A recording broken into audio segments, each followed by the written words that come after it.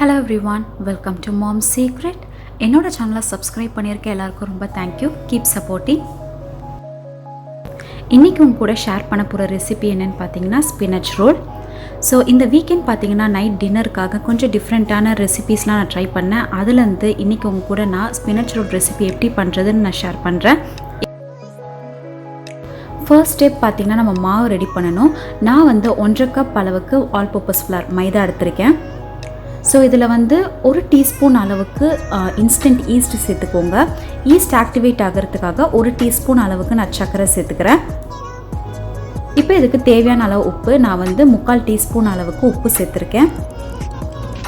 ஒரு முட்டை எடுத்துக்கோங்க. இப்போ இது எல்லாத்தையும் நல்லா மிக்ஸ் பண்ணிக்கலாம்.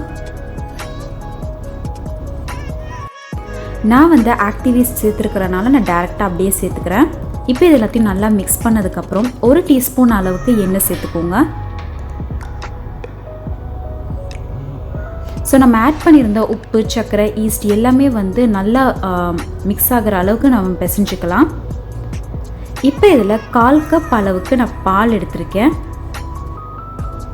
ஸோ பால் பார்த்திங்கன்னா ரொம்ப சூடாகவும் இருக்கக்கூடாது, ரொம்ப சில்லுன்னு இருக்கக்கூடாது, வார்மான டெம்பரேச்சரில் இருக்கணும். அப்போ தான் ஈஸ்ட் நம்மளுக்கு ஆக்டிவேட் ஆகும். இப்போ இதுக்கு தேவைப்பட்டால் கொஞ்சம் கொஞ்சமாக தண்ணி சேர்த்து நம்ம சப்பாத்தி மாவு கன்சிஸ்டன்சியில் மாவு பிசைஞ்சிடலாம்.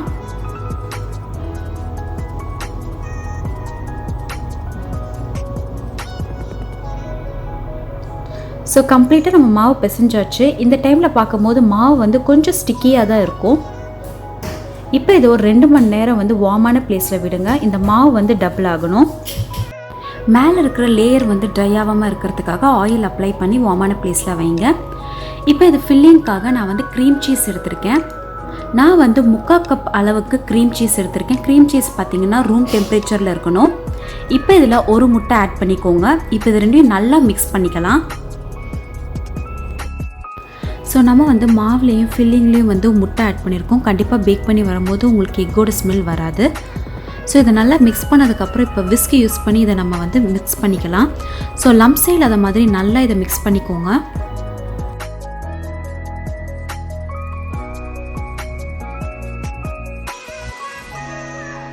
இப்போ இது ரெண்டையும் நல்லா மிக்ஸ் பண்ணதுக்கப்புறம் ஜஸ்ட்டு ஒரு 1/4 டீஸ்பூன் அளவுக்கு உப்பு சேர்த்துக்கோங்க. இப்போ இதில் 1 டீஸ்பூன் அளவுக்கு கார்லிக் பவுடர் சேர்த்துக்கிறேன். உங்ககிட்ட பவுடர் இல்லைன்னா கார்லிக் நீங்கள் சாப் பண்ணி கூட சேர்த்துக்கலாம். 1/4 டீஸ்பூன் அளவுக்கு ஆரிகனோ சேர்த்துக்கிறேன். 1/4 டீஸ்பூன் அளவுக்கு பிளாக் பெப்பர் பவுடர் சேர்த்துக்கிறேன்.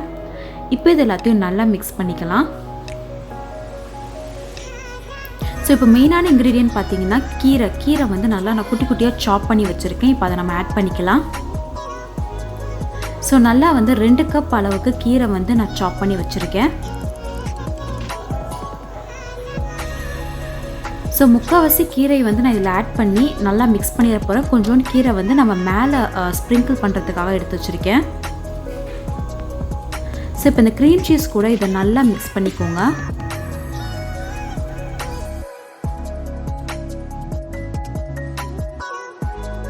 ரெண்டு மணி நேரம் கழித்து பார்த்தீங்கன்னா மாவு நல்லா டபுள் ஆகிருக்கு. இப்போ அதில் இருக்கிற ஏர் எல்லாத்தையும் நம்ம ரிலீஸ் பண்ணிடலாம். ஸோ இப்போவும் பார்த்தீங்கன்னா கொஞ்சம் மாவு ஸ்டிக்கியாக தான் இருக்குது. மேலே டஸ்ட் பண்ணிவிட்டு நம்ம நீட் பண்ணோன்னா நம்மளுக்கு ஸ்டிக்கியாக இருக்காது.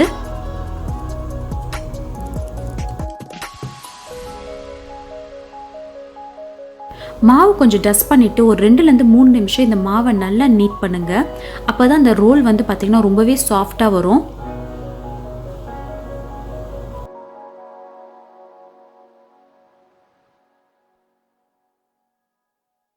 ஸோ இந்த மாதிரி ஸ்ட்ரிச் பண்ணி பார்க்கும்போது மாவு கட் ஆகாமல் வரணும். ஸோ இப்போ கரெக்டாக இருக்குது. இப்போ அதை நம்ம இழைச்சிடலாம்.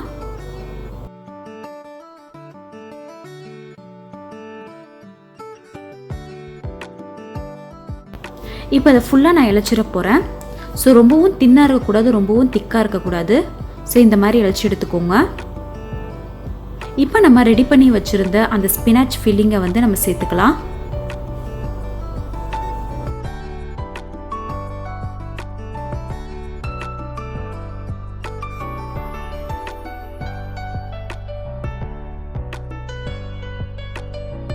இப்போ இதை ஃபுல்லாக ஆட் பண்ணதுக்கப்புறம் கடைசியாக நம்ம தனியாக எடுத்து வச்சுருந்தோம்ல அந்த கீரையை வந்து மேலே ஸ்ப்ரிங்கிள் பண்ணி விட்டுக்கோங்க.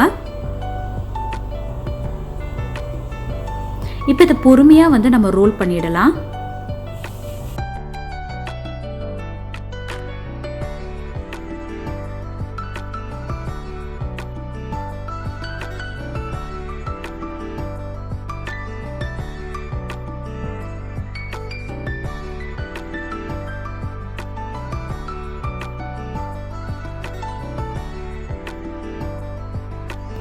ஸோ ஃபுல்லாக ரோல் பண்ணதுக்கப்புறம் இந்த கார்னர்ஸை வந்து நல்லா டைட் பண்ணி விடுங்க. அப்போ தான் வந்து லீக் ஆகாமல் இருக்கும்.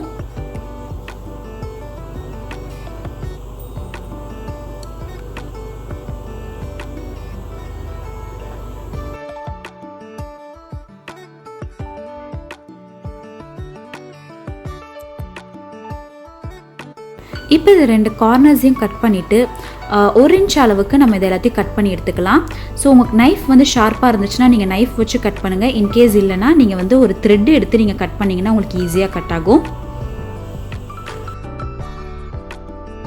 இப்போ கட் பண்ணி வச்சுருக்க ஸ்பினாச் ரோலை எல்லாத்தையும் நம்ம வந்து பேக்கிங் ட்ரேயில் வந்து அரேஞ்ச் பண்ணிடலாம்.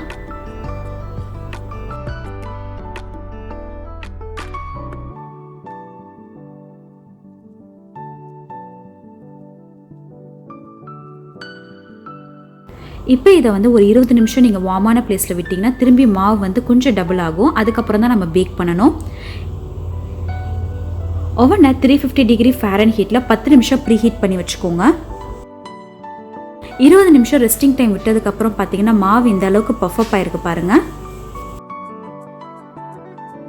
கடைசியாக இதில் வந்து எக் வாஷ் இல்லைனா வந்து மில்க் வாஷ் பண்ணணும். அப்போ தான் வந்து மேலே இருக்கிற லேயர் பார்த்திங்கன்னா நல்லா கோல்டன் ப்ரௌன் கலரில் வரும். ஸோ இதுக்கு மேலே வந்து நான் செசமி சீட்ஸ் எள்ளு வந்து ஆட் பண்ணிக்கிறேன். ஸோ இது கம்ப்ளீட்லி ஆப்ஷனாக உங்களுக்கு வேணும்னா நீங்கள் ஆட் பண்ணிக்கலாம், இல்லைனா ஸ்கிப் பண்ணிக்கோங்க. இப்போ இதை ஒரு 20 நிமிஷம் நம்ம பேக் பண்ணி எடுத்தோம்னா நம்மளோட ஸ்பினாச் ரோல் வந்து ரெடி ஆகிடும். ஸோ நல்லா கோல்டன் ப்ரௌன் கலரில் நல்ல லேயர்ஸோட நம்மளோட ஸ்பினாச் ரோல் ரெடியாக இருக்குது பாருங்கள். ஸோ ஒரு ஈவினிங் டைம் ஸ்நாக்ஸ் இல்லைனா பார்ட்டியில் வந்து ஒரு ஸ்டார்டராக இல்லைனா ஸ்கூலுக்கு கூட நீங்கள் வந்து லஞ்ச் பாக்ஸ் மெனுவாக நீங்கள் பேக் பண்ணி கொடுத்து விடலாம். ஸோ ரொம்பவே சிம்பிள் அண்ட் ரொம்பவே டேஸ்டியான ரெசிபி இது. இதை ஒன்றையும் நான் ஓப்பன் பண்ணி காட்டுறேன். இது எவ்வளோ சாஃப்டாக எவ்வளோ லேயர்ஸோடு இருக்குன்றது நீங்களே பாருங்கள். கண்டிப்பாக இதை ட்ரை பண்ணி பாருங்கள். அண்ட் எப்படி இருந்துச்சுன்னு மறக்காமல் கமெண்ட் செக்ஷனில் கமெண்ட் பண்ணுங்கள். உங்களுக்கு இந்த வீடியோ ரொம்ப பிடிச்சிருக்கும்னு நான் நினைக்கிறேன். பிடிச்சிருந்துச்சுன்னா மறக்காமல் லைக் பண்ணுங்கள், உங்கள் ஃப்ரெண்ட்ஸ் அண்ட் ஃபேமிலி கிட்ட ஷேர் பண்ணுங்கள், சப்ஸ்கிரைப் பண்ணுங்கள் அண்ட் பக்கத்தில் இருக்கிற நோட்டிஃபிகேஷன் பெல் ஐக்கானையும் மறக்காமல் ப்ரெஸ் பண்ணிக்கோங்க. அப்போ தான் நான் போடுற வீடியோ உங்களுக்கு நோட்டிஃபிகேஷனோட வரும். Until then, stay tuned, stay healthy. Thank you for watching.